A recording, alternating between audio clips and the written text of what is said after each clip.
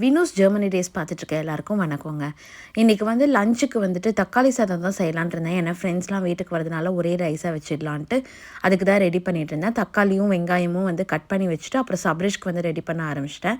சப்ரிஷ்க்கு வந்து இன்றைக்கி பெப்பர் இட்லி தான் கொடுத்து விட்டேன். அதாவது இட்லியை வந்து நம்ம க்யூபாக கட் பண்ணிக்கிட்டு அப்புறம் ஒரு சின்ன பேனில் வந்துட்டு நெய் ஊற்றிட்டு நெய்யோ பட்டரோ போட்டுட்டு நம்மளுக்கு தேவையான அளவு வந்து நம்ம பெப்பர் போட்டுட்டு அந்த இட்லியை வந்து பிரட்டி எடுத்துக்கலாம். இப்போ இதுவே நம்ம பெரியவங்க சாப்பிட்றதுக்குனாக்கா அதுலேயே வெங்காயமும் கருவேப்பிலை போட்டோம்னாக்கா இன்னும் சூப்பராக இருக்கும் டேஸ்ட்டு.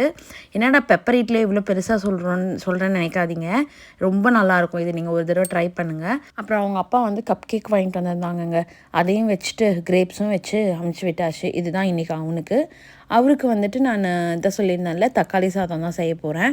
இன்றைக்கி ஃப்ரெண்ட்ஸும் எல்லோரும் கொஞ்சம் வீட்டுக்கு வரதுனால அவங்களுக்கும் சேர்த்தே வந்து காலையிலே வந்து தக்காளி சாதம் செஞ்சுட்டேன். தக்காளி சாதம் செஞ்சுட்டு அதுக்கு கடிச்சிக்கிறதுக்கு வந்து நான் வந்து கேரட் போட்டு ரைத்தா மாதிரி பண்ணியிருந்தேன். கேரட் ரைத்தா எப்போவுமே வந்து ஆனியன் ரைத்தாவே பண்ணிகிட்ருக்கோமே அப்படின்ட்டு இன்றைக்கி டிஃப்ரெண்ட்டாக வந்து கேரட் ரைத்தா பண்ணலான்னு பண்ணேன். அதுவும் ரொம்ப நல்லா இருந்துச்சு.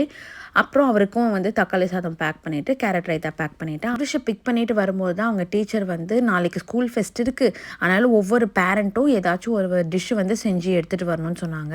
நானும் வீட்டில் இருக்க ட்ரை வேஸ்ட்டெல்லாம் கொண்டு போய் போட்டுட்டு அப்புறம் மஃபின் செய்யலான்னு அதுக்கான திங்ஸ் எல்லாம் போய் வாங்கிட்டு வந்துட்டேங்க. அப்புறம் ஈவினிங்காக மஃபின் செய்யறதுக்கும் ஸ்டார்ட் பண்ணிட்டேன். 2 ஃப்ளேவர் வாங்கிட்டு வந்தேன். ஒன்று வந்துட்டு வனிலா ஃப்ளேவர், அப்புறம் இன்னொன்று வந்து சாக்லேட். இந்த மஃபின் வந்து நான் ஏற்கனவே ட்ரை பண்ணியிருக்கிறதுனால எனக்கு கொஞ்சம் ஈஸியாக தான் இருந்துச்சு. 30 மஃபின் செய்யறதுனால நான் முன்னாடி நாளே செஞ்சு வச்சுட்டேங்க. இங்கே வந்ததுலேருந்து நான் பேக்கிங் வந்து கொஞ்சம் நிறைய பண்ண ஆரம்பிச்சிட்டேங்க. ஏன்னு கேட்டிங்கன்னா இந்த கிரில் அவன் இருக்கிறதுனால.